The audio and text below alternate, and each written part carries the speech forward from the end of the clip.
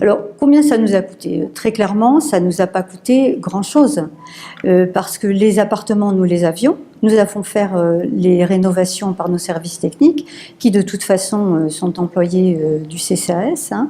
L'idée, c'était vraiment de rénover un patrimoine foncier qui en avait besoin. Donc, avec l'argent public, on a été très prudent par rapport à cette rénovation. Et puis ensuite, les étudiants paient un loyer. Cet argent qui est apporté à la collectivité à travers ce loyer va alimenter les activités des étudiants. C'est-à-dire que le CCAS ne va pas récupérer cet argent, il va en faire, si vous voulez, une petite cagnotte qui va grossir au fil des mois et qui va permettre aux étudiants de faire des projets qui s'autofinanceront.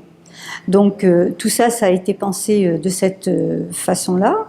Et en contrepartie, l'étudiant y trouve aussi son compte, puisqu'il a un loyer modéré. Il n'a pas le souci de payer son électricité, tout est compris dans le loyer.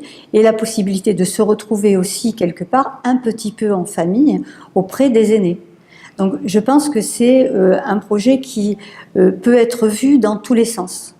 Dans le sens en partant de l'étudiant vers la personne âgée, de la personne âgée vers l'étudiant, et autour de ça aussi une solidarité qui se met en place au travers des interventions des autres jeunes, que ce soit les chantiers citoyens ou que ce soit de manière différente. Et aussi une connaissance des métiers qui sont dans ce champ de l'EHPAD, qui sont très riches. Ce sont des métiers qui sont très peu mis en valeur.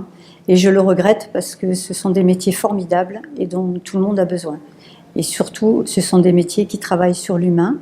Et l'humain, pour moi, c'est quelque chose d'essentiel.